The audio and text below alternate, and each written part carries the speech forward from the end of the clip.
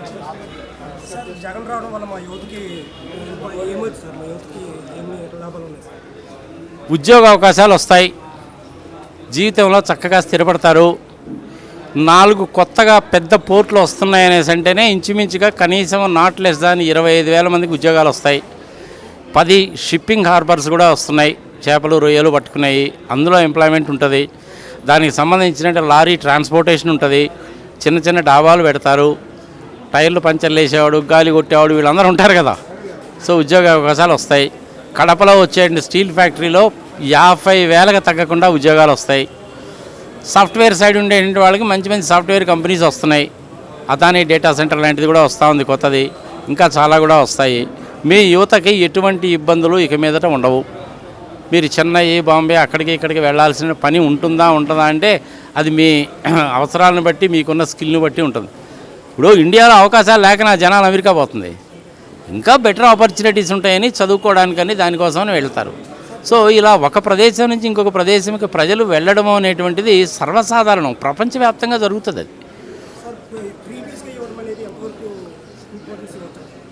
దాన్ని free beach అని అవసరంగా మీరు దిక్కుమాలిన పదజాలాలు పెడతారా? మీరు అవి ఫ్రీ బీచ్ కాదు.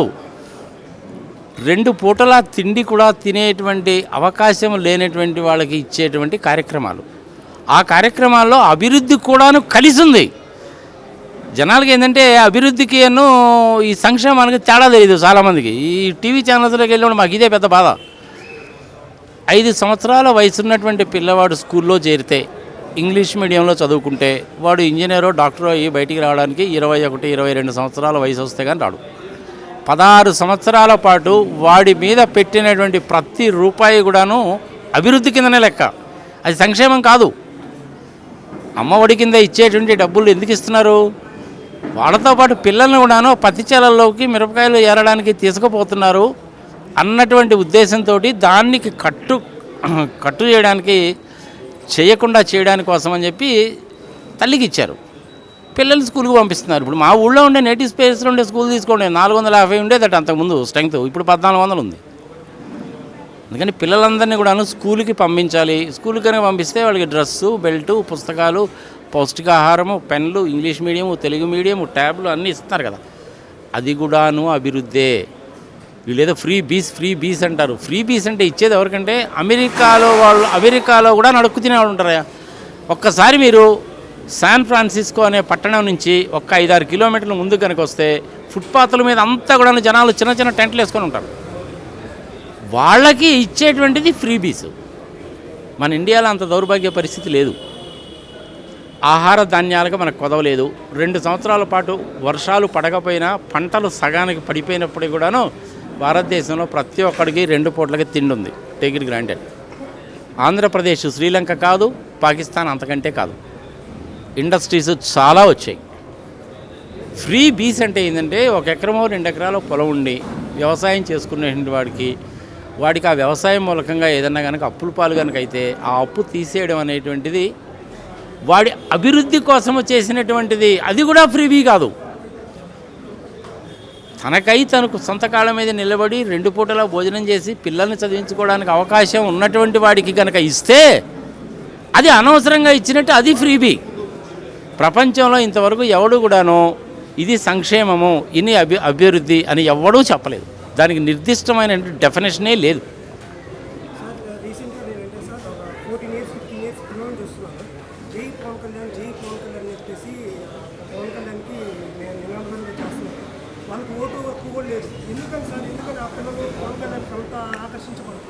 సినిమా యాక్టర్ కాబట్టి ఏమీ ఉండదండి. పవన్ కళ్యాణ్కే చదువు సంజయ్ సరిగా లేదు. నెల్లూరు వెళ్తే ఆడ పుట్టానంటాడు, బాపట్లో వచ్చి ఆడ పుట్టానంటాడు, భీమవరం పోయా నేను ఆడ పుట్టానంటాడు. ఆయన ఎక్కడ పుట్టాడో ఆయనకి తెలియదు. ఆయన చదువుకుంది 10th క్లాసు, ఇంటర్మీడియట్లో 4 గ్రూపులతో చేశానంటాడు. నేను ఐఏఎస్ని అవుదామనుకున్నాను, కానీ ఏలుముద్ర వేసుకునే వాడు ఎంపీనో ఎమ్మెల్యేనో అయిపోతే వాడికి శాల్యూట్ కొట్టాలనే ఉద్దేశంతో మానేశానంటాడు. అంటే ఇది ఎట్ట ఉంటుందంటే ఆళ్ళలాగా మధ్యలో మీద బదులు ఏడ్చినట్టు అనమాట. ఆడిని ఎట్ట కంట్రోల్ చేయాలి అని చిరంజీవి నానాసావు వచ్చాడు పాపం. ఎందుకంటే అనవసరంగా అట్లాంటి గురించి మాట్లాడతాడు. చెగవేరా లాంటి గొప్ప వ్యక్తితోటి కంపేర్ చేసుకుంటాడు. చెగవేరా ఎక్కడ, ఆయన ఎక్కడ? నక్కకి నొగలా కనుక నిజంగానే చెగవేర ఈ రోజుల్లో కనుక బతికున్నట్టయితే ఈ పవన్ కళ్యాణ్ చేసే పనులకి పేక మీద ఖాళీ తొక్కేసేవాడు. అంటే సార్ దీని ఉద్దేశం పవన్ కళ్యాణ్ వెనకాల వెళ్ళిన వాళ్ళంతా పవన్ కళ్యాణ్ అనేటువంటి వ్యక్తే basically fit for nothing fellow. He is unfit to politics. నిలుపు ఉండదు, నిదానం ఉండదు, పాలసీ ఉండదు, ఎంతసేపటిగా ఆవేశంగా మాట్లాడటం తప్ప రెండోది ఏది ఉండదు. రాజకీయాల్లో ఆవేశం అనేటువంటిది పనికిరాదు. శత్రువుని కూడా మిత్రువుగా మార్చుకునేటువంటి చాకచక్యం నీకుంటేనే నువ్వు రాజకీయంలో నెగ్గుతావు, లేకపోతే నువ్వు రాజకీయంలో నెగ్గలేవు. పవన్ కళ్యాణ్ గురించి అంత తక్కువ మాట్లాడుకునే అంత మంచిదే. సార్ ఇన్ని డెవలప్మెంట్స్ ఇన్ని సంక్షేమ పథకాలు తీసుకొచ్చినా కానీ ప్రచారంలో వెనుకబడ్డారు అనేది వైఎస్ఆర్ ఇదే ఇప్పుడు వైసీపీ వాళ్ళ దగ్గరకు వచ్చిన పెద్ద డ్రాబ్యాక్ ఏంటంటే, నా పర్సనల్ అనుభవం చెప్తున్నా, వాళ్ళకి చెప్పుకోవడం చేత కాదా, చెప్పుకోవడం ఇష్టం లేదా, వాళ్ళ విజ్ఞతగా వదిలేద్దాం. నాకు తెలిసినంత వరకు వాళ్ళకి చెప్పుకోవడం చేత కాదు. నువ్వు చేసింది చెప్పడానికి ఏమైంది, నీకు చెప్పు. చేసింది చెప్పడానికి ఏమైంది, అంత తప్పేం లేదు. నువ్వేం అబద్ధాలు ఏం ఆడలేదు కదా, అవతలలాగా నువ్వేం అబద్ధాలు ఆడలేదు కదా. 2014లో ఇలానే పవన్ కళ్యాణ్ చంద్రబాబు నాయుడుకి సపోర్ట్ చేశారు. అప్పుడు చంద్రబాబు నాయుడు సీఎంగా గెలిపించలేదు. ఇప్పుడు ఇది 2024 సంవత్సరంలో సేమ్ ఆ ఫార్ములా వర్కౌట్ అవుతుంటారా? కాదు, ఆ ఫార్ములా వర్కౌట్ కాదు. అప్పుడు జగన్మోహన్ రెడ్డి గారి పరిస్థితి ఏంటంటే, కొత్తగా పార్టీ పెట్టుకున్నాడు, అనవసరంగా అక్రమంగా ఆయన మీద కేసులు పెట్టి జైలుకు పంపించి 16 నెలల నుండి బయటకు వచ్చాడు. ఈయనేదో పెద్ద పోటుగాడు, ఎక్స్పీరియన్స్ ఉందంటున్నారు కదా, వేద్దాంలే అన్నటువంటి వాళ్ళు కేవలము 1.5% మాత్రమే చంద్రబాబు నాయుడు కొట్టేశారు. ఆ 1.5 జగన్మోహన్ రెడ్డి వైపు కానీ తిరిగితే జగన్మోహన్ రెడ్డికి 100+ వచ్చేసాయి అప్పుడే 2014లోనే. ఆ ఒక్క కారణంతో చంద్రబాబు నాయుడు గెలిచాడు. మరి ఇప్పుడు అది కాదుగా పరిస్థితి. సరే, జగన్మోహన్ రెడ్డి గారి మీద కేసులు ఉన్నాయి, అందరికీ తెలిసినటువంటిదే. అన్యాయంగా జైల్లో పెట్టారు, అది కూడా తెలిసిందే. 1,00,000 కోట్లు దిక్కుమాని ప్రచారం చేశావు. కాదు అన్న సంగతి జేడీ లక్ష్మీనారాయణ గారు క్లారిఫై చేశారు, అది 1,500 కోట్లే. దానికి ఎక్స్ప్లెనేషన్ కన్నా చెప్తే అల్టిమేట్గా అది జీరో అయిపోతుంది. రామోజీరావు గారిది 2,600 కోట్ల రూపాయలు పబ్లిక్ దగ్గర నుంచి తీసుకోకూడదనే చట్టంలో ఉన్నా కానీ దాన్ని వైలేట్ చేసి తొంగలో దొక్కి తీసుకున్నాడు. ఆర్బీఐ వాళ్ళకి ఆయనే చెప్పాడు, ఇక మీద మానేస్తానులేండి అని రైటింగ్లో ఇచ్చాడు. దాని తర్వాత కూడా మళ్ళీ 2,000 కోట్లు చేశాడు. దేశంలో నన్ను ఎవడేం చేయలేడండి. మోడీ గారు ఏంది, అమిత్ షా గారు ఏంది, ఇంకొకటి ఏంది, నన్ను ఎవడూ ఏమీ చేయలేడు, నేనే ఇలాగే చేస్తా, ఏం జరుగుతుందో చూస్తా, అది ఆయన ఉద్దేశం. ఆయన చంద్రబాబు నాయుడికి అడ్వైజరు. వీళ్ళిద్దరు తోడు దొంగలు. ఈ ఇద్దరు తోడు దొంగలతో పాటు ఈ ఏబిఎన్ రాధాకృష్ణ. ఈ ఏబిఎన్ రాధాకృష్ణ ఎవరైంది, 100 కోట్ల రూపాయలకి పరువు నష్టం దావా ఉంది ఆయన మీద. దాని సంగతి రామోజీరావు గారు చెప్పడం, రామోజీరావు గారి సంగతి ఏబిఎన్ చెప్పడం, వీళ్ళిద్దరి సంగతి TV5లో సాంబశివరావు చెప్పడం. వీళ్ళ ముగ్గురు చెప్పకపోగా చంద్రబాబు నాయుడు ఏదో చాలా గొప్ప వ్యక్తి అన్నట్టుగా మహా టీవీలో వంశీ చెప్తాడు. అందుకనే చెప్పేది నేను, 4 ఛానళ్ళు 2 పేపర్లు మర్చిపోండి. వాళ్ళు ఎంత ట్రై చేసినా కానీ కుదిరేటువంటి పనే కాదు. 120 సీట్లు పక్కాగా గ్యారంటీగా వస్తాయి. ఐపాక్ వాళ్ళు కూడా నా దగ్గరికి వచ్చారు లాస్ట్ ఇయర్ జూలైలో. చెప్పాను నేను వాళ్ళకి, అదే మీరు ఈ సంగతి చెప్పండి, జగన్మోహన్ రెడ్డి గారికి చెప్పండి ఈ సంగతి సమాచారం, ఇదిగో ఇలా చేస్తే బాగుంటుంది, ఎక్కడ వ్యతిరేకత ఉంది సంగతి సమాచారం.